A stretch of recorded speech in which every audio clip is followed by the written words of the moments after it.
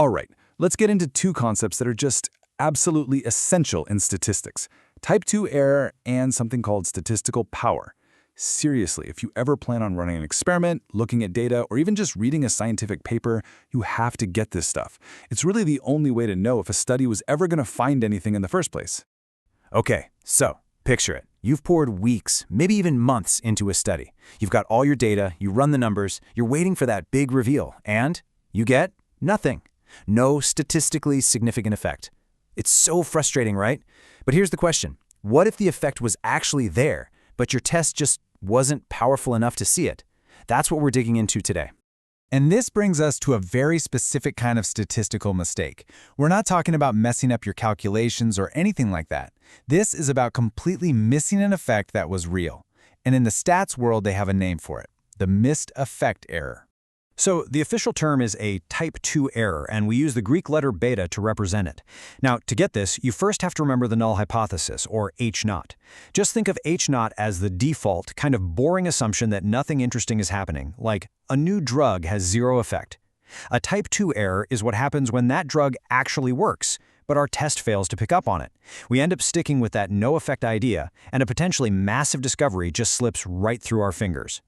Now, it's really important not to get this mixed up with its cousin, the type 1 error, which we call alpha.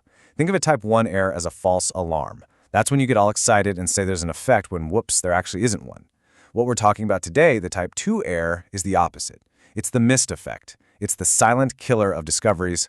So how in the world do we protect ourselves from this missed effect error? How do we give our studies a real fighting chance to find the truth if it's there? Well, this is where the hero of our story comes in: statistical power. This is the tool we use to fight back against type 2 errors. And the relationship between them couldn't be any simpler. Power is just 1 minus beta. They're a perfect seesaw. So if your chance of missing an effect, that's beta, is say 20%, then your power, your chance of actually finding it, is 80%. Simple as that. Okay, so let's get the official definition down. Power is the probability of doing the right thing when there really is an effect to be found. It's the chance that your test will correctly throw out the null hypothesis. You can think of it like the sensitivity of your experiment. A high-powered study is like a high-powered telescope. It's sharp enough to spot even a faint, distant star. And this right here is the whole ballgame. A low-power study? That's kind of like going fishing with a net that's full of giant holes. You have a really high chance of the fish swimming right through.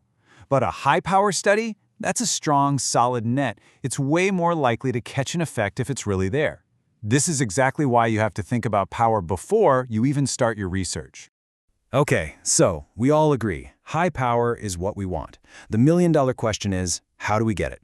Well, good news, it's not some kind of dark art. There are basically 4 main levers you can pull to pump up the power of your study. First up, the most famous one: get a bigger sample size. The more data you have, the more the random noise cancels itself out and the true signal starts to shine through. Second, you could increase your significance level, alpha.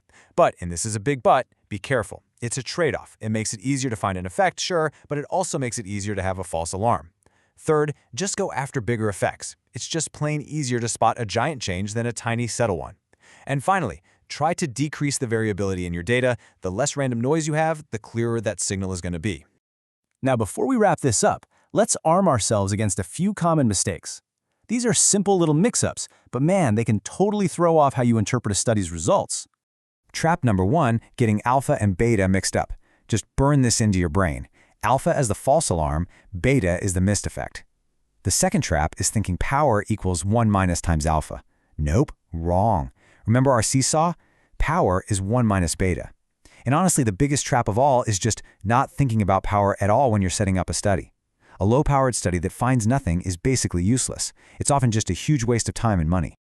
So look, if you take just one thing away from all of this, let it be this: a non-significant result does not mean no effect. It doesn't. It could just mean that your study, your magnifying glass, wasn't strong enough to bring that real effect into focus. So now you get it. You know the risk of missing something important, and you know the tools you can use to fight back. So the real question is, how are you going to use this? How will you design your next experiment, or look at the next study you read, to make sure you have the best possible shot at finding out what's really going on?